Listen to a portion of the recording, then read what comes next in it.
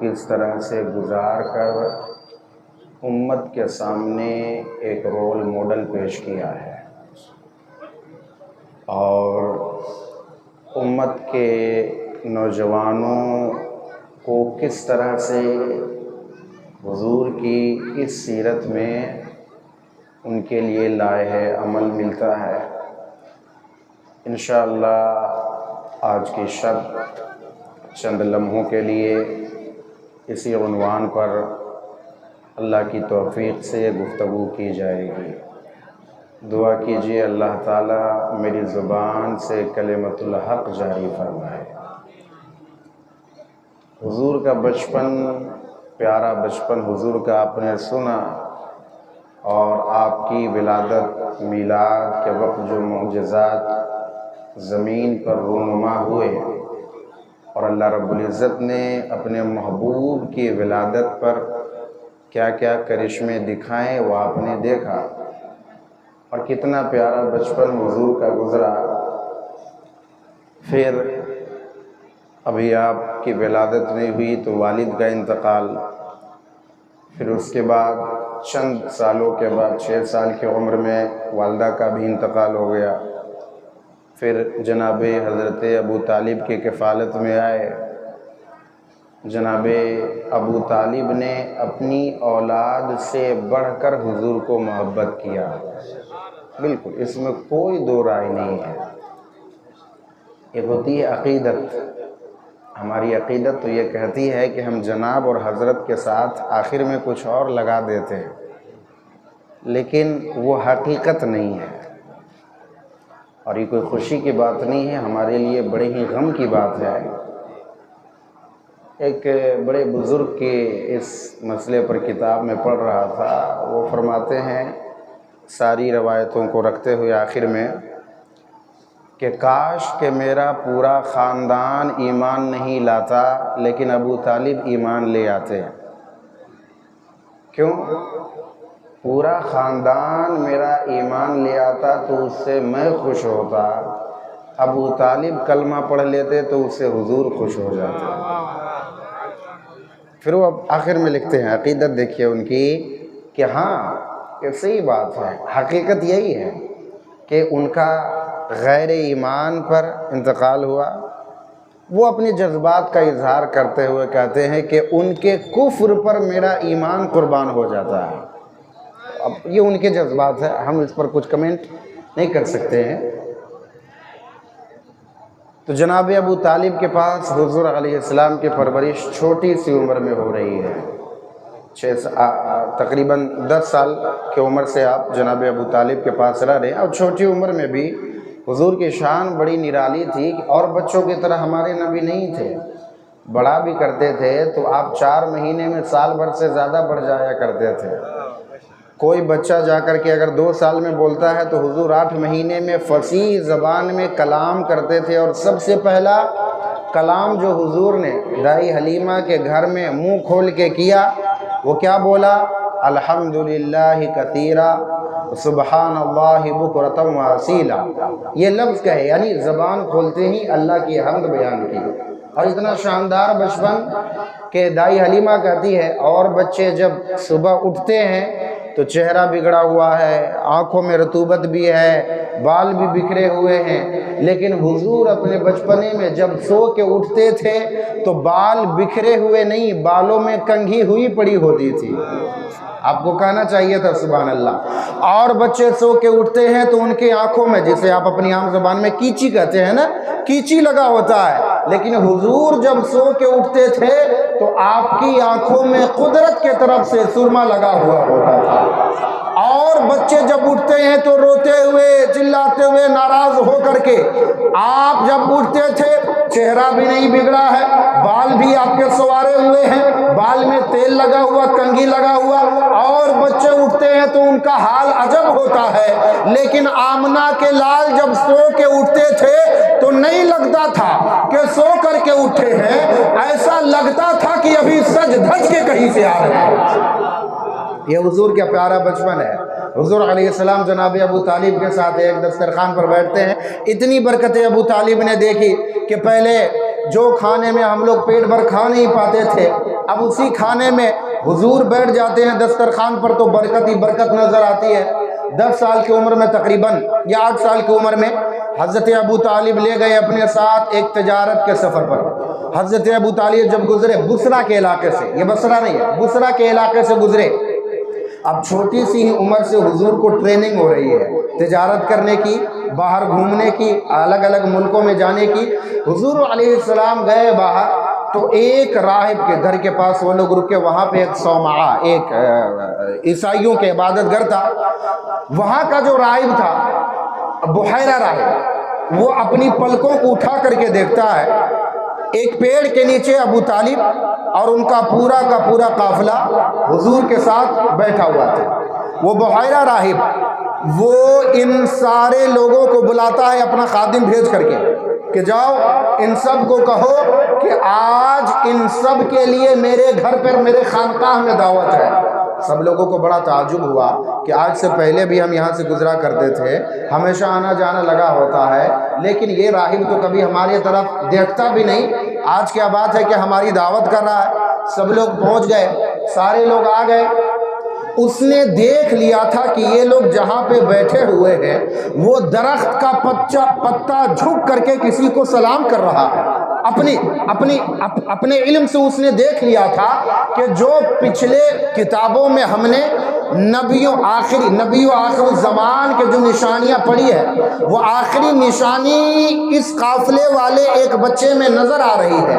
اب اس نے دیکھ لیا تھا کہ جب یہ قافلہ والے چلتے ہیں تو بادل ان کے اوپر سایہ کیے ہوئے رہتا ہے، بولو نا سبحان اللہ، بادل ان کے سر پر سایہ کر کے چلا کرتا ہے۔ اس نے سب کو بلایا، سب لوگ آ گئے، لیکن سب لوگ قافلہ والوں نے کہا حضور کو کہ آپ چھوٹے ہیں، آپ بیٹھیے، ہمارے ساز و سامان کا یہیں پہ خیال رکھیے گا، آپ بیٹھ کر کے ہمارا سامان دیکھیے گا، ہم لوگ آتے ہیں اس کی خانقاہ سے بات کر کے۔ جب سب لوگ آ گئے، بیٹھ گئے، راہب نے کہا سب لوگ پہنچ گئے؟ کہا ہاں۔ کہا نہیں، غور کر کے بتاؤ، کیا سب لوگ پہنچ گئے؟ کہا ہاں۔ کہا جتنے لوگ ہیں سب لوگ آ جاؤ۔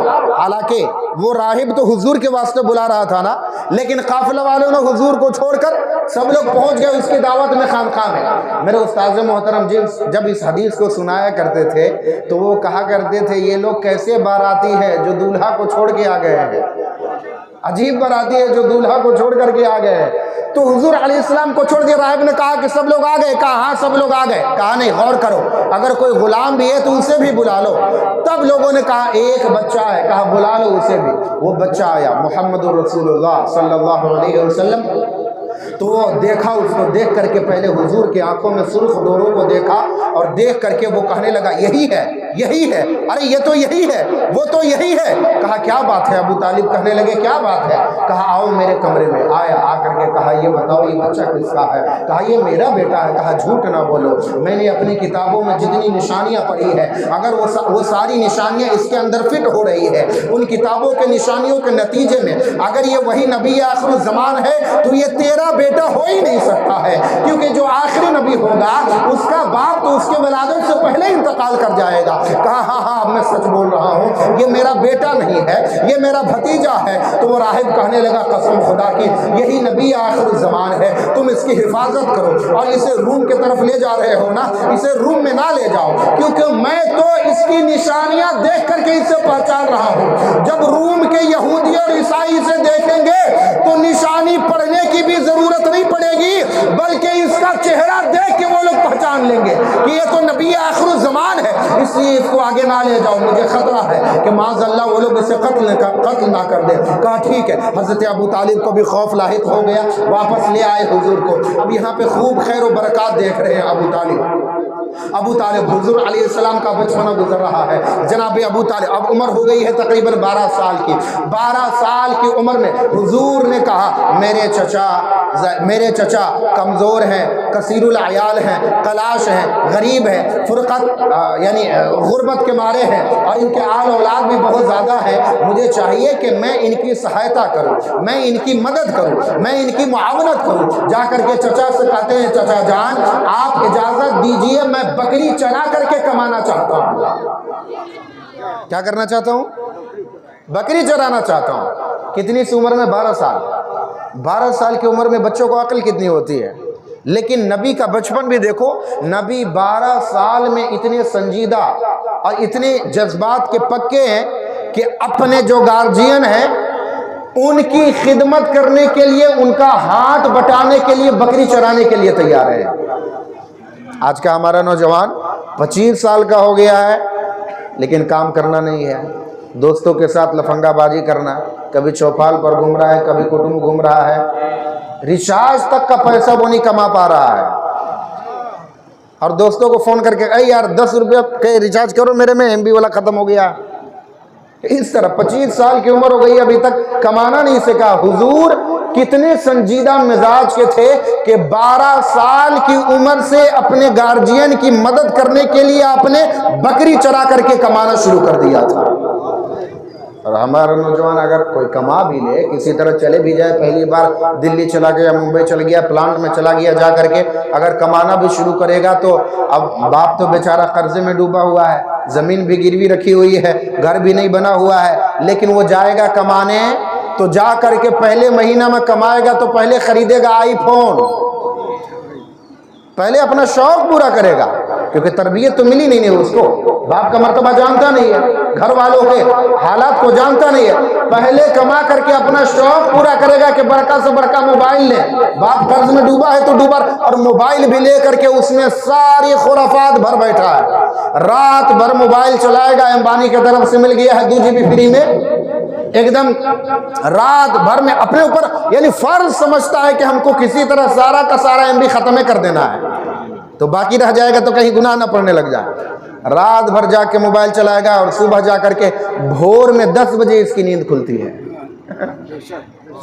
نوجوان ہماری جی یہ ہم دیکھ رہے ہیں، ہم اپنی نظروں سے دیکھ رہے ہیں۔ آج میں ایک نوجوان کو میں نام نہیں بتاؤں گا، اس کو کال کیا تب دیکھیں یہ گناہ ہے بے لذت، بنا لذت کا گناہ، اس میں اور میں تو بولتا ہے کہ کرونا وائرس سے بچے، یہ کیا کیا بولتا ہے، اس میں بول رہا ہے کہ میرے محبوب قیامت ہوگی، سبحان اللہ، ایک میں بول رہا ہے کہ سیارہ، کیا الگ الگ گانا لگا کر کے، ایک تو تم پیسہ دے کر کے گانا اپنے موبائل میں بجوا رہے ہو اور دوسرے کو سنا کر کے تم گناہ کما رہے ہو، پیسہ دے کر کے گناہ کما رہے ہو، میرے محبوب قیامت ہوگی، ہاں بیٹا ہوگی قیامت، پتہ چلے گا تم کو، قیامت ہوگی تو پتہ چلے گا۔ نوجوانی کا وقت یوں ہی ضائع نہ کرو۔ حضور 12 سال کی عمر میں کیا کرتے ہیں؟ بکری چراتے۔ حضور خود فرماتے ہیں کہ میں نے چند قیراط، چند پیسوں کے بدلے میں مکے والوں کی بکریاں چرائی ہے، اور میں ہی نہیں چرایا بلکہ جتنے بھی نبی مجھ سے پہلے آئے ہیں سب کی یہی سنت ہے کہ وہ لوگ بکری چرایا کرتے تھے۔ کتابوں میں لکھا ہے کہ وہ بکری چرایا کرتے تھے، لکھا ہے کتابوں میں، لیکن ہمارا مسلک ہے مسلک محبت۔ میں اس کو پڑھا کرتا ہوں، حضور بکری نہیں چرایا کرتے تھے، حضور بکریوں کو سنبھالا کرتے تھے۔ تو حضور علیہ السلام بکریاں چرا رہے ہیں، چند سال اور عمر گزری تو آپ اپنے سماج کے کام میں ایکٹیو ہیں، مؤثر کردار ادا کر رہے ہیں۔ یعنی 20 سال کی عمر میں حلف الفضول کا ایک واقعہ ہوا مکے میں، عرب میں، خاص کر مکے میں، اور وہ بھی کعبہ میں، بہت بڑا، یہ مطلب ان کی تاریخ کا ٹرننگ پوائنٹ ہے۔ حلف الفضول کیا ہے؟ یمن کا ایک شخص آیا عرب میں، چونکہ مکے میں بہت سارے لوگ، ہمیشہ لوگ آیا کرتے تھے تجارت کے لیے، کیونکہ پوری دنیا سے یہاں پہ حج کرنے آتے ہیں لوگ، عمرہ کرنے آتے ہیں، تو لوگ یہاں بہت زیادہ ہوتے ہیں، ہمیشہ بھیڑ، مارکیٹ، میلہ، اوکاس کا میلہ، بوانا کا میلہ یہاں لگا کرتا تھا۔ تو یمن کا ایک آدمی بھی آیا ہوا ہے تجارت کرنے کے لیے، عاص بن وائل، بڑا مضبوط، اور یعنی مکے میں مضبوط آدمی تھا، پیسہ والا آدمی تھا، اور بڑا غرور والا تھا، لوگوں کو ستایا کرتا تھا، دبایا کرتا تھا۔ یہ عاص بن وائل اس یمنی آدمی سے سامان خرید لیا اور پیسہ دے ہی نہیں رہا، سارا اس کا حق مار لیا۔ اب یہ یمنی آدمی کس کو جا کر کے فریاد کرے، کس کو بتائے کہ میرے ساتھ ظلم ہوا ہے، کس سے جا کر کے اپنا رونا روئے؟ یہ چلا گیا ایک پہاڑ پر، چڑھ کر کے رونے لگا، لوگوں، اے اہل مکہ، اے مکہ کے پیٹ میں رہنے والے لوگوں، تمہارے ہوتے ہوئے میرا حق مارا جا رہا ہے، کوئی میرا حق دلوانے والا نہیں ہے۔ کیا خدا کے گھر میں رہنے والے لوگ ایسے ہی ہوتے ہیں؟ کیا حجر اسود کی حفاظت کرنے والے لوگ میری حفاظت نہیں کریں گے؟ کیا میرا حق یوں ہی لوٹ لیا جائے گا؟ اس وقت میں حضور کے چچا جناب زبیر بن عبد المطلب نے یہ سنا، آپ کو بڑا دھڑکا لگا کہ ہمارے علاقے میں آ کر کے ایک مسافر اور غریب آدمی، ایک انجان آدمی وہ رو گڑ گڑا رہا ہے، اس کی کوئی معاونت کرنے والا نہیں ہے۔ جناب زبیر بن عبد المطلب نے اپنے وہ گئے عبداللہ بن جدعان کے گھر میں اور جا کر کے وہاں پہ میٹنگ رکھی، سارے لوگوں کو بلایا بیٹھو، اور بیٹھ کر کے کہا کہ وہ آدمی حق مار لیا ہے اس یمنی کا، کیا کیا جائے؟ سب نے کہا کہ آخر یہی بتاؤ کہ ہمارے معاشرے میں یوں ہی کیا مضبوط آدمی کمزوروں کو ستایا کرے گا؟ کیا اسی طرح سے قوی آدمی مجبوروں کو ستایا کرے گا؟ کیا اسی طرح سے امیر آدمی غریبوں کو دبایا کرے گا؟ کیا اسی طرح سے مضبوط آدمی باہر والوں کو دبایا کرے گا؟ کہا نہیں، کہا تب ہمیں مظلوموں کے ساتھ کھڑا ہونا پڑے گا۔ اس وقت میں وہاں پہ ایک میٹنگ ہوئی اور ایک ٹریٹی سائن کی گئی، اور جا وہ لوگ سب لوگ گئے عاص بن وائل کے گھر پر اور جا کر کے کہا تم لوگ اس کا حق دیتے ہو کہ نہیں؟ ورنہ تم سے اگر مار کرنے کی ضرورت پڑے گی تو ہم مار بھی کرنے کے لیے تیار ہیں۔ وہ حلف الفضول ہوا، یہ ایک معاہدہ ہوا، ایک ان کا حلف الفضول ہوا، اس میں مکے کے بڑے بڑے رئیس اس میں شامل ہوئے، مضبوط لوگ شامل ہوئے، اور اس میں 20 سال کی عمر میں حضور نے بھی شرکت کی، اور حضور اس واقعے کی اتنی زیادہ تعریف کرتے تھے کہ آج بھی جب میں پیغمبر بنا کے بھیج دیا جا چکا ہوں، جب میں رسولوں کا امام قرار دیا جا چکا ہوں، جب کہ میں یہاں پہ اپنی حکومت کا سکہ مدینے میں اپنی حکومت قائم کر چکا ہوں، آج بھی اگر کوئی کافر لا کر کے اس طرح کا کوئی معاہدہ کرے، ایک طرف لوگ مجھے اونٹ دے، اور اس وقت یعنی 20 اونٹ اگر دے، اور اس وقت مکے کا اونٹ کوئی معمولی مقام نہیں رکھتا تھا، آج کے دور کے BMW یا مرسیڈیز سمجھ لیجئے، حضور فرماتے ہیں اگر ایک طرف BMW ہو، ایک طرف اونٹ ہو بہت زیادہ، اور ایک طرف حلف الفضول کا یہ واقعہ ہو، تو میں اونٹوں کو چھوڑ کر کے اس کے طرف چلا جاؤں گا تاکہ لوگوں میں امن و امان پھیلا سکے۔ اللہ یا رسول جشن عید میلاد النبی، سیرت رسول اکرم کا فرض، جشن عید میلاد النبی، موکری کے سنی مسلمان، نعرہ تکبیر، نعرہ رسالت، علامہ غفران رضا دھنی صاحب اللہ، ماشاءاللہ سبحان اللہ۔ یہ واقعہ اتنا اہم ہے، یعنی ابھی نبوت کا اعلان حضور نے کیا ہے، اور معاشرہ بھی کتنا گندا، ظلم و جور کا مطلب غلبہ ہے۔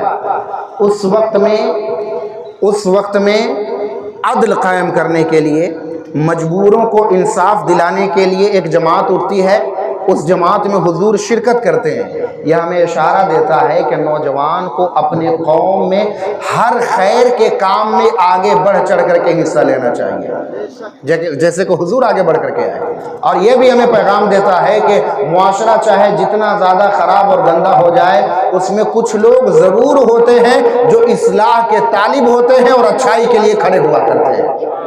اس لیے اللہ کا قرآن بھی کہتا ہے میں تب تک کسی قوم کو ہلاک نہیں کرتا جب تک ان میں مصلحون ہوتے ہیں، الا واہلھا مصلحون، صالحون نہیں، نیک لوگ نہیں ہونا چاہیے، نیک بنانے والے لوگ، نیکی پھیلانے والے لوگ۔ صرف اللہ اللہ کر رہے ہیں گھر میں بیٹھ کر، اپنے خانقاہ میں، اپنے مسجد میں، باہر کیا ہو رہا ہے کچھ پتہ نہیں، نیکی پھیلانے والے بھی ہونے چاہیے، برائی کو ختم کرنے والے لوگ سماج میں زندہ ہونا چاہیے۔ اللہ تعالیٰ نے حضرت جبریل علیہ السلام کی طرف وحی کی، اے جبریل جاؤ، یا اللہ کیا بات ہو گئی، زمین پر جاؤ فلاں علاقے میں۔ کہا یا اللہ حکم کیا ہے؟ کہا فلاں علاقے میں جاؤ، جا کر کے اس بستی والے کو پلٹ کر کے رکھ دو۔ یا اللہ ساری کی ساری بستی پلٹ دینی ہے؟ کہا ہاں جاؤ، ساری بستی والوں کو پلٹ، انہیں میں عذاب دینا چاہتا ہوں۔ ساری بستی والوں کو پلٹنے کا حکم ہو گیا، جبریل آئے زمین پر، دیکھا بستی والے کو، دیکھ کر کے کہا یا اللہ اس میں تو ایک تمہارا چہیتا بندہ بھی ہے، عبادت گزار ہے، ریاضت میں ڈوبا رہتا ہے، اللہ اللہ کرتا ہے، تسبیح و تحلیل میں لگا ہوتا ہے، اس کے رہتے ہوئے کیا میں اس پورے زمین کو پلٹ دوں، پورا علاقہ تباہ کر دوں؟ کہا ہاں، سب سے پہلے جا کر کے اسی کا گھر اجاڑو، بعد میں سب کو اجاڑنا، پہلے اسی کا، بعد میں سب کو اجاڑنا۔ کا یا اللہ انہو لم یعصیک طرفۃ عین، حدیث کے لفظ ہیں، اے اللہ یہ وہ بندہ ہے جس نے پلک جھپکنے کے برابر بھی تیرے لیے نافرمانی نہیں کی ہے، کبھی تمہاری نافرمانی نہیں کی ہے، تو उसको भी उलटने की बात कर रहा है। कहा सबसे पहले उसी को उल्टो, क्योंकि उसे समझना चाहिए कि जब बाहर अल्लाह की शरीयत को तोड़ा जा रहा है, जुल्म बर्बरियत का बाजार गर्म है, वो अपने रूम में बैठ करके सिर्फ अल्लाह अल्लाह कर रहा है, नहीं अनिल मुनकर का उसके अंदर जज्बा नहीं है कि लोगों को बुराई से रोका जाए, लोगों को अच्छाई की तरफ बुलाया जाए। वाक़या हिल्फुल फुजूल ये हमें बताता है कि हर वक्त हर लम्हा खैर के काम में नौजवानों को आगे भी रहना चाहिए, और जहां भी बुराई देखे अगर मुमकिन हो तो उसे अपने हाथ से मिटा दो, हाथ से नहीं तो जबान से मिटाओ, जबान से नहीं हो सकता है तो दिल में उसको बुरा जानो, ये ईमान का आखिरी दर्जा होता है। तो हुजूर अलैहिस्सलाम उसके साथ हुजूर ने शिरकत की। एक और जो मरहला आपकी ज़िंदगी में आया वो क्या, तकरीबन आपकी उम्र शरीफ तकरीबन 35 साल होगी। उस वक्त में जमजम का कुआं जो था मक्का शरीफ में, जो काबा था, काबा चूँकि उसकी दीवारें कमज़ोर हो गई थी और जलजला नहीं कहे उसे, एक बारिश बहुत ज़्यादा होने की वजह से काबे की दीवार कुछ फट गई थी, और एक औरत काबे में एक बार अगरबत्ती जला रही थी या कुछ कर रही थी रोशनी, तो आग लग गई पूरे काबे में, तो उसकी दीवारें और कमज़ोर। सारे मक्के वालों ने मशवरा किया, कुरैश के लोगों ने, कि चलो हम लोग काबे को फिर से बनाते हैं, फिर से इसकी तामीर की जाए। कहा ठीक है, काबे को फिर से बनाना है तो बनाने के लिए इसको ढाना पड़ेगा ना। कहा तो कौन इसको आगे बढ़ करके ढाएगा। तो सब लोग यहाँ पे रुक गए कि ये काम तो हमसे नहीं हो सकता है, कहीं काबे को अगर हम लोग हथौड़ी मार के तोड़ दे, हालांकि नेक जज्बा से तोड़ रहे हैं, लेकिन कहीं खुदा न खास्ता अल्लाह का अजाब हमारे ऊपर आ जाए, तो इसलिए हम तो ये काम नहीं कर सकते। वलीद बिन मुगीरा आगे आया, कहा मैं ये काम करूँगा। कहा ठीक है तुम करो, तो कल से हम लोग लगेंगे। अब वो जा करके हथौड़ी मारता है, काबे की जो टूटी हुई दीवारें थी उसको तोड़ने के लिए, ताकि फिर से बनाए। सब लोग पीछे रहे। वो जब काबे की दीवारों को तोड़ के आ गया घर में, सब लोग रात भर इंतज़ार कर रहे हैं कि अगर सुबह तक ये बच जाएगा तो हम लोग भी ये काम करेंगे। सबको डर लगा था कि काबे को तोड़ रहा है, कहीं अजाब ही ना आ जाए। तो वलीद यानी दिल का मजबूत आदमी था, चाहे जितना बड़ा काफिर था, वो आगे बढ़ा, उसने ये काम किया। और उन लोगों ने ये किया कि हम लोग जो भी काबे के बनाने में कमाई लगाएंगे, सिर्फ अपनी हलाल कमाई लगाएंगे। कौन सी कमाई? कौन सी कमाई? हलाल कमाई लगाएंगे। यानी वो काबे में काफिर होकर के लगा रहा है, इसका ख्याल रख रहा है कि हम हलाल लगाएंगे। हम लोग मुसलमान होकर के मस्जिद में ऐलान करवा देते हैं 5000 रुपया, और कहीं से किसी का डाका मार के, किसी का लूट करके, भाई का हक मार करके लिए, और वो देते हैं हम अल्लाह के नाम पर। वो लोग काफिर होकर के उनके अंदर इतनी समझ है कि अल्लाह के घर के लिए हराम की कमाई नहीं लगाई जाती है। वो लोग काबे की अब तामीर होने लगी है, काबा बन रहा है, उसके लिए उन्होंने तुर्क से इंजीनियर भी मंगवाया हुआ था। जद्दे के इलाके में एक शिप एक्सीडेंट से हो गया था, उसका सामान बचा हुआ उन लोगों ने लगवाया उसमें, और सारा काम चलता रहा बहुत अच्छे तरीके से। लेकिन आखिर में जा करके मरहला ख़राब हो गया। क्या हुआ? कहा अब हजरे अस्वद को रखना है काबे में, कौन रखे? कहा ये मामला तो बड़ा गंभीर है। हर काफिले का सरदार कहता है कि ये शर्फ हमारे हिस्से में आना चाहिए, ये फजीलत हमारे नाम होनी चाहिए कि हमारे कबीले का सरदार था जिसने काबे में हजरे अस्वद को लगाया था। अब करीब था कि सब लोगों में तलवार चल जाती, अब लड़ने मरने तक की बात हो गई कि हमारे होते हुए कोई काबे के अंदर हजरे अस्वद को कैसे रखेगा? हम हजरे अस्वद को रखेंगे। कोई कहता हम हजरे अस्वद को रखेंगे। कहा हजरे अस्वद को रखने के लिए अगर तलवार चलानी पड़ी तो मैं भी तलवार चलाऊंगा। अब सारे लोगों में एक समझदार आदमी ने कहा भाई अगर तुम लोग इसी तरह लड़ते झगड़ते लड़ मर के खत्म हो गए तो आखिर काबा बनेगा तो कैसे बनेगा? कहा क्या किया जाए? कहा चलो आज सब लोग सो जाओ, सो करके इंतजार करो, सुबह सबसे पहले जो मस्जिद में आएगा वही फैसला करेगा कि ये पत्थर को कौन रखेगा काबे में। वो जो फैसला कर देगा हम लोग सब लोग मिल करके मान जाएंगे उसके फैसले को। सब लोग खुश हो गए कि हाँ चलते हैं घर में। सब लोग अपने घर पहुंच गए। अब जो सबसे पहले सुबह सुबह आएगा काबे के पास उसी का फैसला, उसी को जज बनाया जाएगा, उसी को फैसल बनाया जाएगा। कमाल देखिए कुदरत की, जब सुबह सुबह कुरैश के लोग आए हैं तो देखा कि वहां पे तो मोहम्मद रसूलुल्लाह मुस्कुरा रहे हैं, मोहम्मद रसूलुल्लाह पहले से मौजूद है। सबने देख करके कहा हादल अमीन अस्सदीक कद रदीना, अरे ये तो अमीन है, सादिक अमीन है, हम इसे देख करके खुश हो गए हैं। ए मोहम्मद आप जो फैसला करेंगे हम उस पर राजी राजी हो गए हैं। अल्लाह अकबर कबीरा। नबी पाक ने कहा ठीक है, अब मेरे फैसले पर तुम लोग रजामंदी का इजहार करते हो, चलो चादर लाई जाए। एक चादर बड़ी सी हुजूर ने मंगवाई और चादर के बीच में रख दिया हजरे अस्वद को। हजरे अस्वद को रख करके सारे कबीले के सरदारों को कहा, ए कबीले का सरदार तू भी आ जा, ए कबीले का सरदार तू भी आ जा, ए कबीले का सरदार तू भी आ जा। सारे सरदारों को बुलाया और कहा तुम लोग चादर का एक एक कोना पकड़ लो। ए सरदार तू चादर का ये कोना पकड़ ले, ए सरदार तू चादर का ये कोना पकड़ ले। इस तरह सारे लोग चादर के कोने को पकड़ लिए। इस तरह से हुजूर ने अदल इंसाफ किया।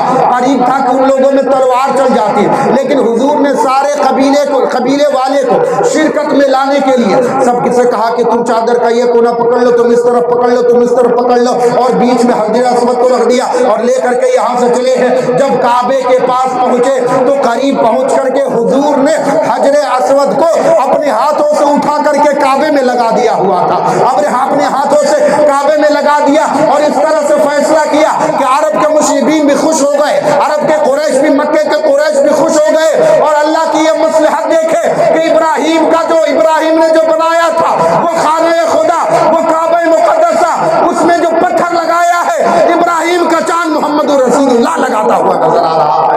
अल्लाह अकबर कबीरा।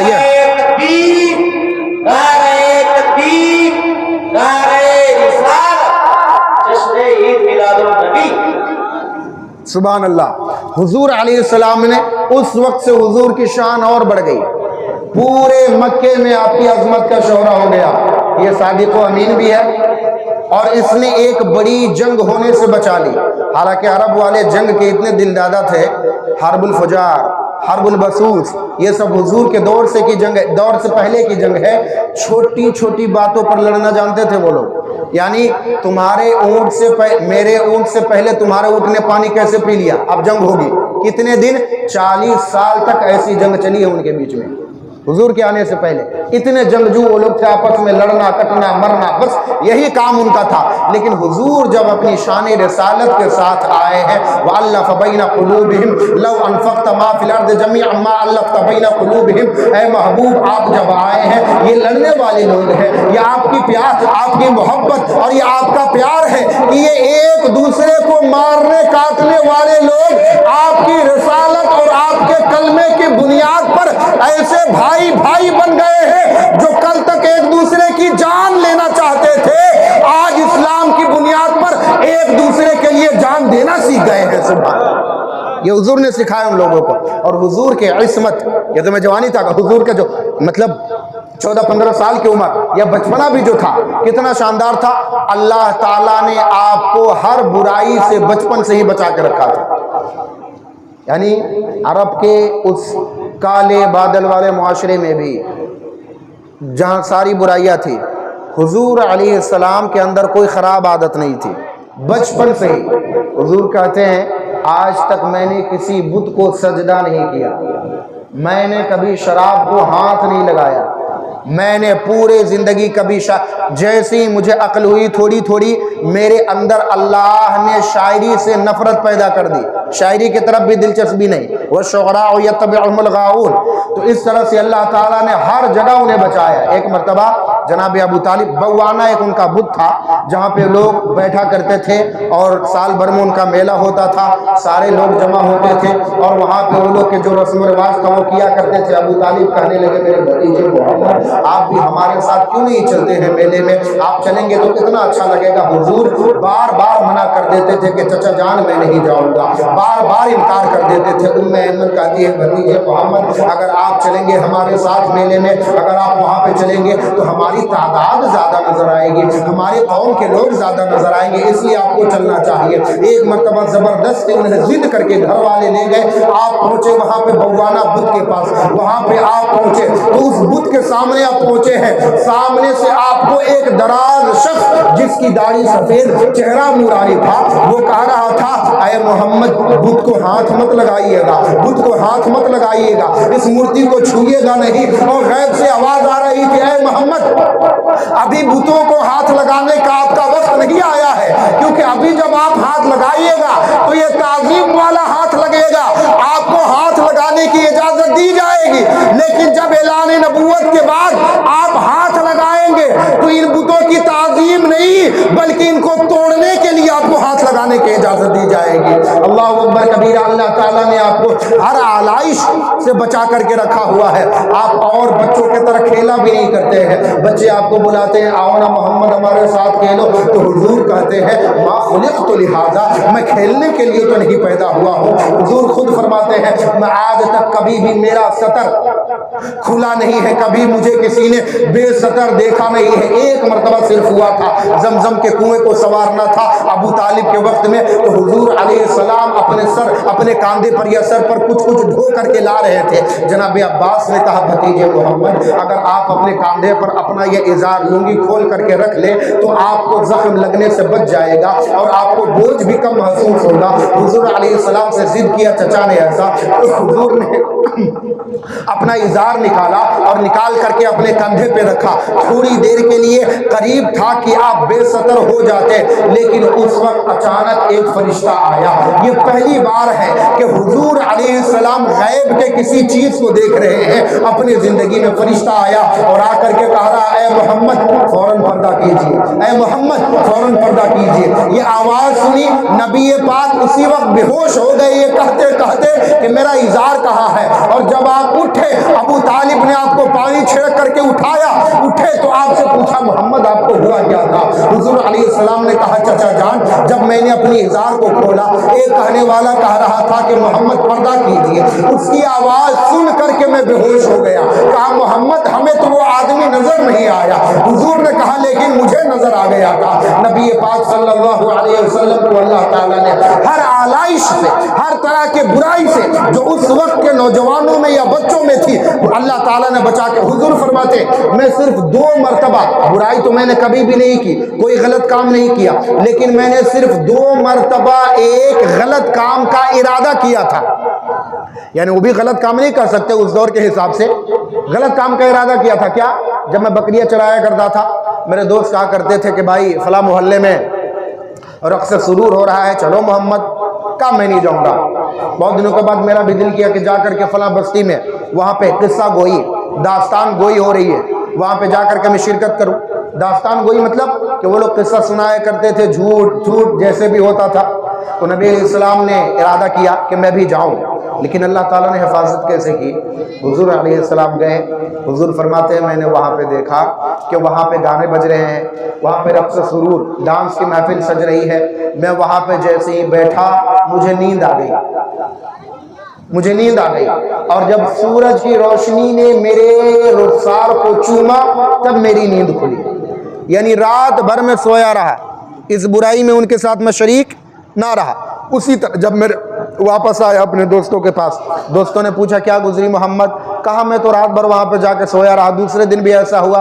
उसके बाद से हुजूर ने 10 साल की उम्र में तौबा कर लिया कि आज के बाद मैं किसी तरह के महफिल में, इस तरह की महफिलों में नहीं जाऊँगा। ये लेकिन हुजूर का बचपन भी इतना पाक था ना कि आज के बूढ़ों का बुढ़ापा भी उतना हसीन नहीं होता है। हुजूर का बचपन इतना प्यारा था। नबी अलैहिस्सलाम, अब धीरे धीरे उम्र बढ़ रही है, तकरीबन उम्र हो चुकी है 24 साल या 25 साल की, और आपके सिद्क़ व अमानत का चर्चा चारों तरफ है। चारों तरफ लोग आपको सादिक़ व अमीन कह रहे हैं कि मोहम्मद तो सादिक़ है, अमीन है, इनकी शान निराली है, कभी झूठ नहीं बोलते हैं। और तिजारत में भी हुजूर बहुत आगे, बिजनेस में आगे। हुजूर ने अपने मानने वाले को बिजनेस में आगे रहने के लिए कहा है, नौकरी नहीं। नौकरी भी कसबे माल का एक ज़रिया हो सकता है, लेकिन शरीयत के नज़र में जो पसंदीदा अमल है वो बिज़नेस है, तिजारत है। हुजूर फरमाते हैं मेरी उम्मत के 10 में से 9 हिस्सा रिज़्क़ अल्लाह ने तिजारत में रखा हुआ है। 10 में से 9 हिस्सा तिजारत में। तिजारत करो, आगे बढ़ो, तिजारत करो, यानी अपने आप को इतना मालदार बना लो कि किसी का मोहताज कभी भी ना रहो। अल्लाह ताला आपको किसी से मांगने वाला ना बनाए। दुआ कीजिए अल्लाह हर मुसलमान को अल्लाह के अलावा किसी और का मोहताज ना बनाए। हुजूर अलैहिस्सलाम तिजारत के लिए जाया करते थे। जनाब खदीजतुल कुबरा जो उस वक्त 2 शौहर से बेवा थी, تقریباً عمر ان کی 40 سال، لیکن مالدار بہت زیادہ، حسب و نسب میں اعلیٰ، حسن و جمال میں کوئی ان کا جواب نہیں، اور ایک اعلیٰ شرف رکھنے والے خاندان سے تھے وہ عرب میں۔ ان کو حضور کے بارے میں پتہ چلا کہ نبی پاک تو بڑے عادل، صادق، امین ہیں، تو چلو ان کو بھی۔ اس سے پہلے جناب ابو طالب نے حضور سے کہا، اے محمد آپ جانتے ہیں کہ میں فقیر ہوں، میرے پاس اتنا روپیہ پیسہ نہیں ہے، حالانکہ میں آپ کو دور تو بھیجنا نہیں چاہتا، ایک لمحے کے لیے اپنے نظروں سے آپ کو غائب کرنا نہیں چاہتا، لیکن کیا ہی اچھا ہوتا کہ آپ خدیجہ الکبریٰ کے پاس جاتے اور جا کر کے اس سے آپ تجارت کرنے کے لیے گزارش کرتے، آپ کہتے کہ مجھے آپ اپنے پیسوں سے تجارت کرنے کی اجازت دیجیے۔ حضور علیہ السلام نے کہا ٹھیک ہے، میں بھی تجارت کرنا چاہتا ہوں، لیکن میں خدیجہ کے پاس نہیں جاؤں گا۔ تھوڑی دیر کے بعد ایک بلانے والا آ گیا ابو طالب کے پاس کہ ابو طالب محمد کو خدیجہ بلا رہے ہیں۔ تھوڑی دیر کے بعد خدیجہ نے خود بلا۔ سیدہ خدیجہ الکبریٰ پہلے سے ہی بڑی پاک ساز، ایک مرتبہ اپنے دوستوں سہیلیوں کے ساتھ وہ تھی ایک میلے میں، وہاں پہ اچانک ایک یہودیہ آئی اور آ کر کے وہ لوگوں کو پیغام دینے لگی۔ یہودیہ عورت، بوڑھی عورت، ان عورتوں کو کہنے لگی، اے عورتوں، میں نے جو کتابوں میں پڑھا ہے ایک آخری نبی اسی مکے میں آنے والا ہے، اگر تم میں سے کسی کو اس نبی سے نکاح کا موقع ملے تو چوکنا مت، فوراً قبول کر لینا۔ ساری عورتوں نے سوچا یہ تو پاگل بڑھیا کیا بک رہی ہے، پتھر مار کے اسے بھگا دیا، لیکن سیدہ خدیجہ الکبریٰ وہ خاموش رہی اور اس واقعے کو اپنے ذہن میں بسا لیا۔ اب جو اس عورت نے نشانی بتائی تھی کہ آنکھوں میں سرخ ڈورے ہوں گے، اس کو پیڑ سجدہ کریں گے، اس کی یہ نشانی ہوگی، وہ ایسا ہوگا، وہ ایسا ہوگا، وہ ساری نشانیاں خدیجہ الکبریٰ نے یاد رکھی تھی۔ اور تھوڑے دن کے بعد حضور کے صداقت و امانت کا چرچا بھی ہونے لگا، تو سیدہ خدیجہ الکبریٰ نے حضور کے بارگاہ میں خود پیشکش کی کہ اے محمد، اگر آپ چاہیں تو آپ میرے سامان تجارت کو لے کر کے جائیے ملک شام، اور آپ تجارت کر کے آئیے، اور لوگوں کو اگر میں 1 لاکھ دیتی ہوں تو آپ کو میں 2 لاکھ دوں گی، آپ کو ڈبل دوں گی میں۔ حضور علیہ السلام آپ تو صادق و امین ہیں، یعنی آپ کے صداقت کا اتنا چرچا تھا، آپ کے پاس لوگ امانت رکھتے تھے، کتنے لوگ تو امانت بچانے کے لیے رکھتے تھے، کبھی کبھی لوگوں نے امانت آپ کے پاس رکھا ہے آزمانے کے لیے کہ ذرا آزمائیں تو صحیح، اور جو سامان رکھتے تھے اس میں گرہ لگا دیتے تھے، 4 گرہ لگا دیا، 4 گرہ لگا کے دے دیا، محمد اس کو سنبھال کے رکھیے گا، 1 مہینہ 2 مہینہ 3 مہینہ 4 مہینہ 5 مہینہ 6 مہینہ کے بعد واپس لینے کے لیے آتے، محمد میرا سامان واپس کیجیے۔ حضور واپس کرتے تو وہ لوگ دیکھتے تھے کہ ہم نے جیسے گرہ لگا کے دیا ہوا ہے وہ گرہ بھی ابھی تک نہیں کھلا ہے، یعنی حضور نے سامان لینا تو دور کے بعد اسے کھول کے دیکھا تک نہیں ہے، اتنی امانت داری ہے محمد آپ کی۔ تو میں آپ کو پیسہ دوں گی، آپ کو ڈبل میں دوں گی اجرت، آپ جائیے، جا کر کے تجارت کیجیے۔ نبی پاک نے کہا ٹھیک ہے، آپ جب احسان کر رہے ہیں، حل جزاء الاحسان الا الاحسان، اگر آپ کہہ رہے ہیں کہ اور لوگوں سے مجھے ڈبل دیجیے گا تو میں بھی جا رہا ہوں تجارت کرنے، اور لوگ جتنا کما کے لاتے ہیں میں اس سے 10 گنا زیادہ کما کے آپ کو دوں گا۔ حضور علیہ السلام گئے اور میسرہ جو سیدہ خدیجہ کا غلام تھا اسے اس کے ساتھ کر دیا حضور کے ساتھ، اور کہا لا تعصی لہ امرا ولا تخالف لہ رأیا، کبھی ان کی مخالفت نہ کرنا، میں ان کے ساتھ تمہیں بھیج رہی ہوں، ان کی گارجین بنا کر کے نہیں، میں ان کا خادم بنا کر کے تم کو بھیج رہی ہوں، ان کی خدمت کرنا بہت زیادہ۔ اب نبی پاک صلی اللہ علیہ وسلم جا رہے، اب یہ پورے راستے میں اس کو دیکھنے کے لیے بھیجا کہ کیا کیا ہوتا ہے، کس طرح سے محمد تجارت کرتے ہیں، تمہیں دیکھ کر کے آنا ہے۔ اب نبی پاک جا رہے ہیں، ابھی عجب عجب حالات دیکھ رہا ہے کہ حضور گزر رہے ہیں راستے سے تو پیڑ جھک جھک کر کے کہہ رہے ہیں السلام علیکہ یا رحمت للعالمین۔ اب یہ گزر رہا ہے راستے سے تو یہ دیکھتا ہوا جا رہا ہے، ہمارے ساتھ قافلے میں اور لوگ بھی ہیں لیکن وہ لوگ دھوپ سے پریشان ہیں، اور میرے اور محمد کے اوپر بادل نے سایہ کیا ہوا ہے، سبحان اللہ۔ اب وہ ساری چیزوں کو دیکھتے ہوئے جا رہا ہے، حضور جا کر کے ایک جگہ پر ایک پیڑ کے نیچے بیٹھ گئے آرام کرنے کے لیے۔ تھوڑی دیر کے بعد وہاں سے ایک بوڑھا اب یہ نستورہ راہب آیا, اس نے بلوایا میسرہ کو, اور میسرہ کو بلا کر کے کہا یار یہ پیڑ کے نیچے کون بیٹھا ہوا ہے؟ کہا یہ ایک قریشی ہے, یہ ایک امی ہے, یہ ایک مکی ہے, یہ ایک عربی ہے. کہا اس راہب نے کہا جتنا میں نے پڑھا ہے اور جب سے میں یہاں رہ رہا ہوں اور جتنا مجھے علم ہے, اس پیڑ کے نیچے نبی کے علاوہ کوئی اور بیٹھ ہی نہیں سکتا ہے. جب بھی بیٹھا ہے نبی بیٹھا ہے. اس بار اس پیڑ کے نیچے آخری بار عیسیٰ علیہ السلام بیٹھے تھے, اس کے بعد یہ محمد بیٹھے ہوئے ہیں. نصورہ کہنے لگا کون ہے, پہچان تو بتاؤ. کہا یہ ہیں, یہ ایسے ہیں, یہ ایسے ہیں. قریب لاؤ انہیں. قریب لایا. کہا اے محمد اپنے آنکھوں کو ذرا زیادہ کھولیے.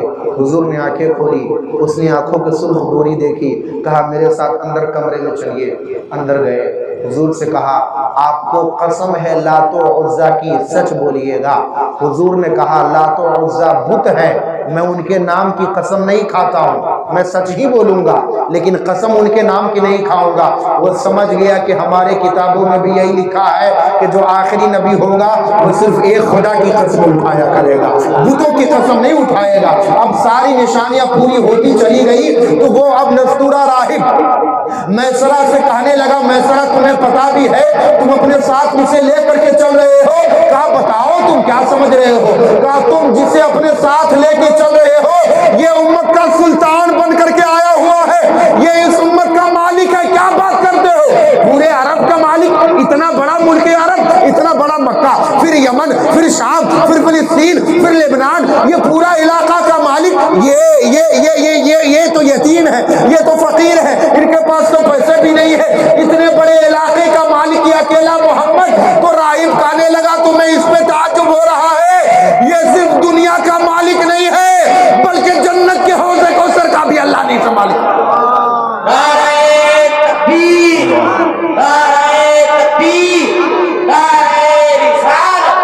سرکار کی آمد, مختار کی آمد, سرور کی آمد, مکی کی آمد, مدنی کی آمد, جشن عید میلاد النبی.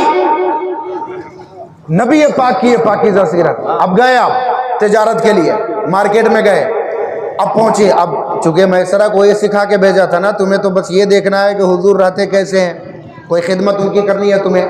اب یہ دیکھتا جا رہا ہے یہ ساری چیزیں. جب وہ دیکھ رہا ہے تو میسرہ کے دل میں خود بخود حضور کی محبت آ گئی تھی, حضور سے وہ پیار کرنا سیکھ لیا.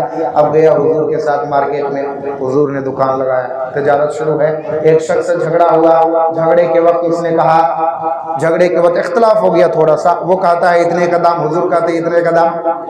وہ کہنے لگا لات و عزا کی قسم کھاؤ. کہا لینا ہے تو لو ورنہ جاؤ, میں ان کی قسمیں نہیں کھایا کرتا ہوں, میں صرف. اور جب حضور کچھ سامان دیتے تو دینے سے پہلے, پیسہ لینے سے پہلے بولتے بسم اللہ الرحمن الرحیم, اللہ کا نام لیتے. اب وہ جو جھگڑ رہا تھا نا, جھگڑ کے کہہ رہا تھا کہ لات و عزا کی قسم کھائیں, جب حضور نے نہیں کھایا واپس آ گیا. آ کر کے میسرہ غلام کو کہہ رہا ہے تمہیں پتا ہے اس پورے علاقے میں لوگ لات و عزا کی قسم کھاتے ہیں, یہ نہیں کھاتا ہے. میں نے جتنا پڑھا ہے یہ اس امت کا نبی تمہارے ساتھ چل رہا ہے. اب نبی پاک کا اخلاق تجارت کے وقت میں حضور کو دیکھ کر, اب حضور کی عادت, اور لوگ بولتے تھے دام بڑھا کے میرا یہ سامان لے لو, ہمیں 10 روپے کا ہے, میں آپ کو صرف 12 روپے میں دے دوں گا. لیکن حضور کہتے آپ کو میں کتنے میں لیا ہوں, میرا یہ سامان کتنے کا ہے چھوڑو, میں اتنے میں بیچنا چاہتا ہوں, جس کو لینا ہے لے. سچ حضور بول کے تجارت کرتے تھے, سچ بول کے. ہمارے یہاں کے بھی تاجر, دکاندار, چپل والے, کپڑا بیچنے والے, جھوٹ تو اولاً تجارت میں بولنا نہیں ہے. آیا آدمی کتنا کے ہے, ارے ویسے تو 800 کے بیچتے ہیں لیکن آپ اپنا آدمی آپ کو 600 میں لگا دیں گے. حالانکہ ایسی کوئی بات نہیں, وہ جھوٹ بول رہا. آپ بولیے گا ارے نہیں بھائی 400 میں دے دو. قسم خدا کی خریداریوں نہیں ہے, خدا کی قسم کھاتا ہے, قسم خدا کی نہیں پڑے گا.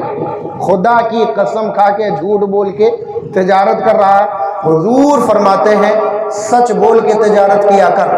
جو جھوٹ بول کر کے تجارت کرتا ہے پیسہ تو آ جاتا ہے, اللہ تعالیٰ برکت اٹھا لیا کرتا ہے. झूठ बोल के तजारत नहीं।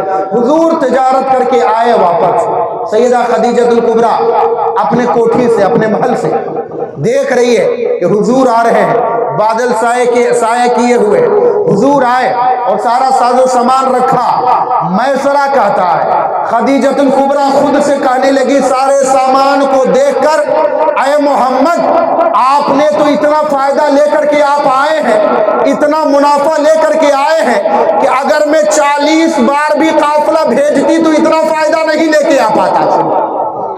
40 मरतबा भी इतना फायदा नहीं लेकर गया। हुजूर आए, अब मैसरा आया, सैयदा खदीजतुल कुबरा को बताने लगा सारा कुछ। अकेले में बैठ के खदीजा कहती है बताओ क्या क्या देखा। अब यहाँ पे मैसरा बताने लगा तो बताने लगा, खदीजा सुनने लगी तो सुनने लगी। ये बताते हुए नहीं थक रहा है, खदीजा सुनते हुए नहीं थक रही है, बताता जा रहा है, बताता जा रहा है। ये भी देखा, ये भी देखा, ये भी देखा, ये भी देखा। तो सैयदा खदीजतुल कुबरा को ये यकीन हो गया कि यही वो आखिरी नबी है जिसके बारे में वो यहूदी औरत ने मुझे बताया था। सैयदा खदीजतुल कुबरा ने अपनी एक सहेली से कहा मैं खुद जाऊंगी तो अच्छा नहीं लगेगा, है मेरी सहेली नफीसा बिनत मुनब्बा आप जाइए और जा करके मोहम्मद से मेरे रिश्ते की बात कीजिए। हुजूर के पास गई है नफीसा और जा करके कहा ऐ मोहम्मद आपको खदीजा कैसी लगती है? कहा बिल्कुल आली नसब है, अच्छी औरत है, उनके जैसा मैंने अरब में नहीं देखा, बहुत हुस्न जमाल वाली है, पैसे वाली भी है। कहा ये बताइए अगर उनका रिश्ता आपको मिले तो आप मंजूर कीजिएगा, मैं उनके तरफ से पैगाम निकाह ले करके आया हूँ। नबी अलैहिस्सलाम ने कहा ठीक है, रिश्ता मुझे पसंद है, लेकिन पहले जा करके अपने चचा अबू तालिब से पूछूंगा। यानी हुजूर के सीरत के एक एक कदम पर हमें रहनुमाई मिलती है। हमारा नौजवान हम ही को सिखाता हुजूर पसंद की शादी करना अच्छी बात नहीं है, शरीयत में जायज़ नहीं है, पसंद की शादी नहीं करना चाहिए, हदीस नहीं है पसंद की शादी करने के लिए।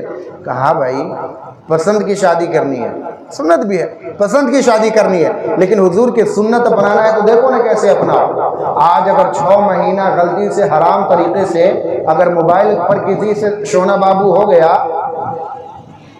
माई बाप सबको भुला जाता है। जब करेंगे शादी तो वहीं करेंगे, अगर वहाँ शादी नहीं हुआ तो हम जान दे देंगे, जहर खा लेंगे। बाप बेचारा इतने दिन से सोच के रखा था कि बेहतरीन लड़की लाऊंगा, वहाँ पे शादी करूंगा, इस तरह धूमधाम से करूंगा, लेकिन आज बेटा खुद जवान बन गया है। हुजूर की सीरत देखो कि पैगाम निकाह आया है हुजूर के पास। हुजूर ने कहा, हालांकि अपने वालिद नहीं थे अबू तालिब, हमारा नौजवान अपने बाप को भी ठोकर पर रखता है, कोई पूछ नहीं, बताता भी नहीं।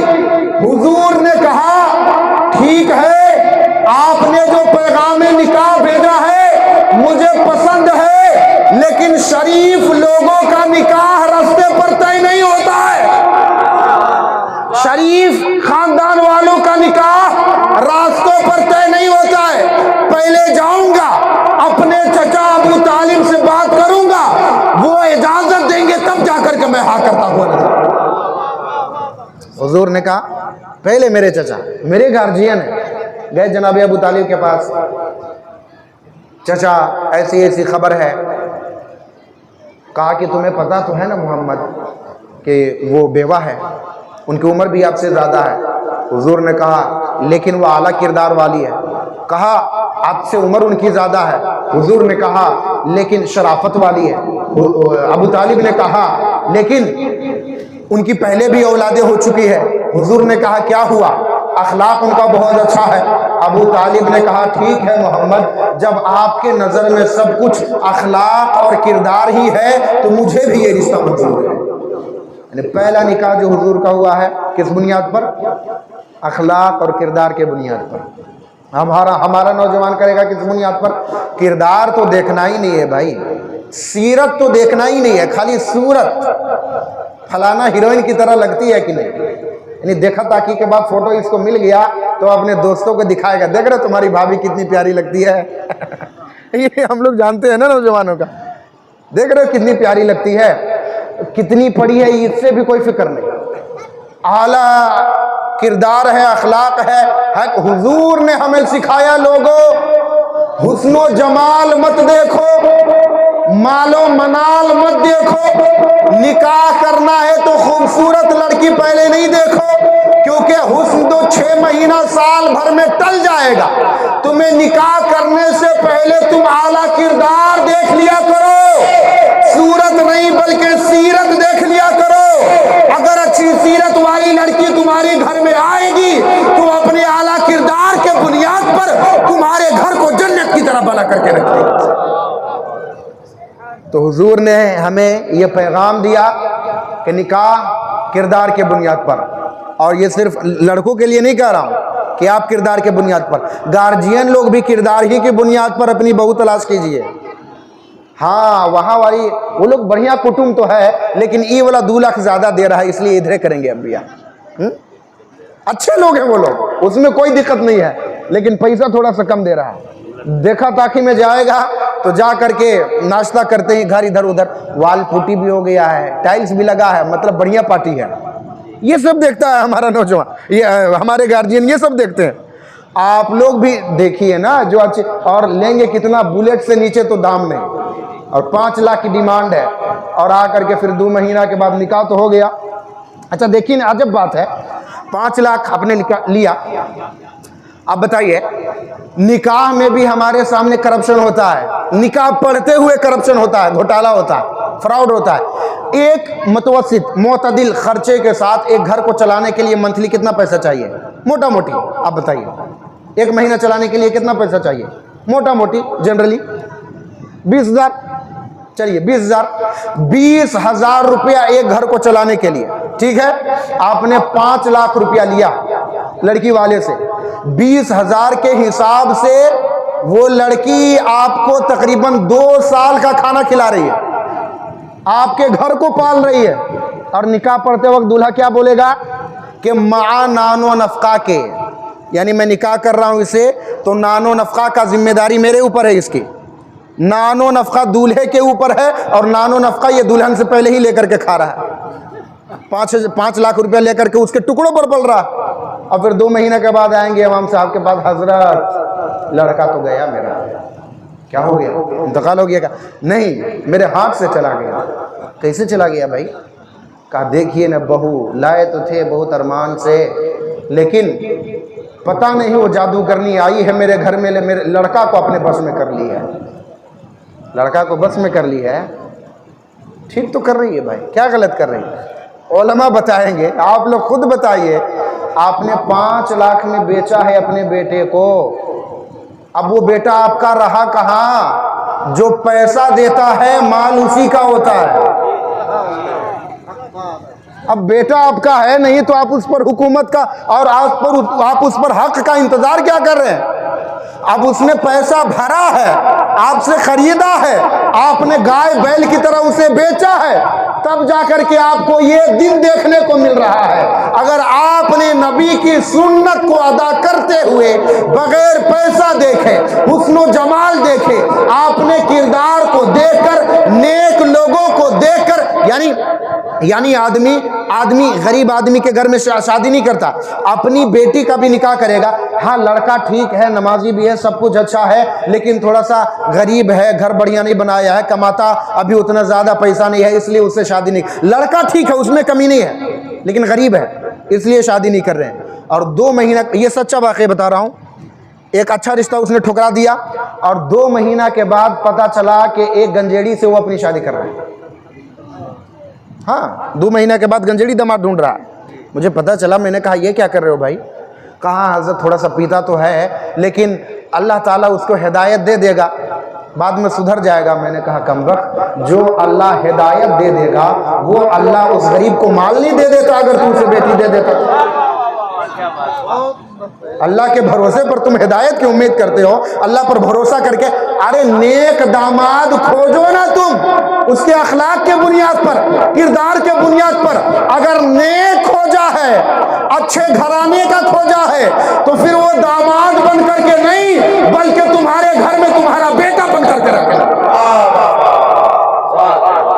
تو خیر بات بڑی ہو جائے گی اگر میں شادی پر ہی بولتا رہوں۔ ہمارے یہاں جو شادیوں میں جتنے خرافات ہیں، میں تو اس پر ایک مکمل کتاب لکھ سکتا ہوں۔ اور انشاءاللہ لکھوں گا جتنے شادیوں میں ہمارے یہاں خرافات ہے، شادی میں اتنا زیادہ خرافات اور ایسی ایسی رسمیں ہیں، ایسی ایسی رسمیں ہیں، بارات جائیے تو ادھر کی عورتیں ایسی ایسی گالی دے گی کہ آپ کے کان میں سے خون بہا دے گی، اور اس کو رسم اچھا سمجھتے ہیں، ہے نا؟ ایسے چمانا ہے تو ایسے کرنا ہے۔ اور ہمارے پوکھری میں ایک بڑھیا رسم ہے، کون سا؟ بھتوان کا، سبحان اللہ، پہلے کہتے تھے بھنجاری کا، بھنجاری نا، اور آیا ہے آدمی وہ ادھر کھڑا ہے، اب تو الحمدللہ پہلے سے حالات ٹھیک ہو گئے ہیں، ورنہ پہلے کوئی گھران میں سٹ کے کھا رہا ہے، پتل لے کر کے کوئی ڈوڑی پر بیٹھ کے کھا رہا ہے، یہ سب ہوتا تھا۔ اس وقت کہا جاتا تھا پوکھری کا بھتوان حشر کا میدان، یعنی آپ بلاتے رہیے شرما والے کو تو لوٹ کے نہیں آئے گا، گوشت والا ایک بار گزر گیا تو گزر گیا۔ تو اس طرح ہوا کرتا تھا۔ اور کب بارات جانا ہے؟ کل، آج کھلائیں گے بھتوان۔ اچھا بارات کے بعد آپ کیا کریں گے؟ کیا کچھ نہیں، ہو گئی شادی ختم، ہے نا؟ سنت کیا ہے شادی میں؟ ولیمہ سنت ہے، ولیمہ۔ ولیمہ کب؟ نکاح ہو جائے اس کے ایک دن کے بعد میاں بیوی ملاقات کر لے، اب اس کے خوشی میں آپ جو بھتوان کھلاتے ہیں، کس خوشی میں، کس لیے کھلاتے ہیں بھتوان؟ شادی کے خوشی میں نا۔ تو ابھی بارات بھی نہیں گئے، ابھی دولہا قبیل تو بھی نہیں بولا ہے، ابھی دلہن آپ کے گھر میں بھی نہیں آئی ہے، تو ابھی خوشی آپ کو کہاں آئی ہے؟ اب کھانا کیوں کھلا رہے ہیں؟ ابھی جب خوشی آپ کے گھر میں آ جائے گی تب نا آپ کھانا کھلائیں گے۔ اگر آپ کے پاس خوب پیسہ ہے ٹھیک ہے، آپ بارات سے پہلے بھی کھلائیے، بارات کے بعد بھی کھلائیے، لیکن بارات کے بعد والا کھانا چھوڑ کر آپ بارات سے پہلے کھلا رہے ہیں۔ اگر یہی بارات سے پہلے والا کھانا بارات کے ایک دن بعد آپ شفٹ کر دیجئے گا تو کھانا کھلانے کا بھی ثواب مل جائے گا اور ولیمہ والی سنت کا بھی ثواب آپ کو ملتا ہوا نظر آئے گا۔ اس طرح سے بہت ساری غلط رسمیں ہیں شادی کی، انشاءاللہ اس پر کبھی بولوں گا۔ تو حضور علیہ السلام نے شادی کے لیے ہاں کر دیا۔ اب دونوں طرف سے آ گئے لوگ، جمع ہو گئے۔ حضرت ابن نوفل آئے سیدہ خدیجۃ الکبریٰ کی طرف سے، اور جناب ابو طالب اور چچائے حضور کی طرف سے، اور 12 اوقیہ سونا، یہ تقریباً 400 دینار مہر کے طور پر، دین کے طور پر مقرر کی گئی۔ مہر جو ہے نا عورت کو دی جاتی ہے، اس کو ادا کرنا ہوتا ہے، معاف نہیں کروانا ہوتا ہے۔ خوب لمبا لمبا لکھوا لیتا ہے آدمی اور بول دیتا ہے ہاں ہاں، لیکن سب کے دل میں یہی ہوتا ہے ارے اس کو ادا تھوڑی کرنا ہے، بعد میں تو معافی کروا لینا ہے ایک وہ سوٹ دے کر کے۔ نہیں، ایسا نہیں ہے۔ حضور فرماتے ہیں جس نے کوئی قرض لیا، قرض اور اس کو دینے کا ارادہ نہیں ہے، حرام ہے۔ جس نے نکاح پڑھی اور دین مہر کے وقت اسے ادا کرنے کی نیت نہیں ہے، گویا کہ وہ زنا کر رہا ہے، مسئلہ ادا کرنا پڑے گا۔ خیر باتیں طویل ہوتی جا رہی ہے۔ حضور علیہ السلام کے طرف سے اور دونوں طرف سے لوگ آگے بیٹھ کر کے نکاح کے وقت میں وہاں پہ یہ نیم تھا، ان کا یہ طریقہ تھا کہ نکاح میں دونوں طرف سے لوگ کھڑے ہوتے تھے۔ ابھی تو ایک امام صاحب کھڑے ہوتے ہیں، کھڑے ہو کر کے خطبہ پڑھ دیتے ہیں، اس وقت میں دونوں طرف سے لوگ کھڑے ہوتے تھے اور کھڑے ہو کر کے خطبہ پڑھتے تھے۔ اور خطبے میں کیا ہوتا تھا؟ لڑکی والا اپنے لڑکی کی تعریف کرتا تھا، لڑکا والا اپنے لڑکی کی تعریف کرتا تھا۔ لیکن عرب میں یہ پہلا نکاح ہے، دونوں طرف سے لوگ کھڑے ہو کر کے خطبہ میں دولہا کی ہی تعریف کر رہے ہیں، حضور کی ہی تعریف ہو رہی۔ ابو طالب کھڑے ہو رہے ہیں تو ان کی تعریف ہو رہی ہے، ابن نوفل کھڑے ہو رہے ہیں تو وہ بھی حضور ہی کی تعریف کر رہے ہیں۔ اس طرح سے سیدہ خدیجۃ الکبریٰ اور حضور علیہ السلام کا نکاح ہوا انشاءاللہ۔ اب اس کے بعد کس طرح سے حضور کی زندگی آگے بڑھتی ہے، دھیرے دھیرے انشاءاللہ ہم اس کو سنیں گے، سیکھیں گے اور اس پر عمل بھی کریں گے۔ اللہ رب العزت ہم سب کو کثرت سے اعمال صالحہ کرنے کی توفیق و رفیق عطا فرمائے۔ کل انشاءاللہ العزیز علامہ زبیر صاحب قبلہ انہوں نے جو ہمیں عنوان دیا ہے شان صحابہ، بالخصوص خلفائے راشدین، انشاءاللہ کل اس پر بیان ہوگا اور یکے بعد دیگرے محددہ عنوانات پر آپ بیانات سنا کریں گے۔ آپ زیادہ سے زیادہ خود بھی آئیں، اپنے دوستوں کو بھی بلا کر کے لائیں، اور اس نیت سے نہیں آئے کہ ہمیں آ کر کے مچل جانا ہے، نعرہ لگا لینا ہے، نہیں۔ آپ لوگ کچھ مت بولیے، کبھی کبھار سبحان اللہ بول دیجئے، ٹھیک ہے۔ میری تقریر میں قسم سے میرا ایسا دل ہے، میں ایسا سوچتا ہوں کہ میری تقریر میں اگر ایک بھی نعرہ نہ لگے، ایک بھی آدمی سبحان اللہ نہ بولے، لیکن میں نے جو ایک بات کہی، میں نے اگر بولا कि माँ बाप की खिदमत करो, मैंने अगर तकरीर की कि नमाज पढ़ा करो, एक भी नारा नहीं लगा। अगर एक नौजवान को मैंने देखा जो नमाजी नहीं था, अब मस्जिद में जाकर के वजू कर रहा है, तो यही देख करके मुझे लगता है कि मेरी तो तकरीर की कीमत वसूल हो गई है। इसलिए अमल की तरफ, सुनने से ज़्यादा अमल की तरफ राग़िब हो जाइए। अल्लाह रब्बुल इज़्ज़त हम सबको सिरात मुस्तक़ीम पर चलने की तौफ़ीक़ अता फरमाए, उलमाए ज़वील एहतराम के इकराम व एहतराम करने की तौफ़ीक़ अता फरमाए। व आखिरु दावाना अल्हम्दुलिल्लाहि रब्बिल आलमीन। पढ़ कलमा ला इलाहा इल्लल्लाह मुहम्मदुर रसूलुल्लाह सल्लल्लाहु अलैहि वसल्लम।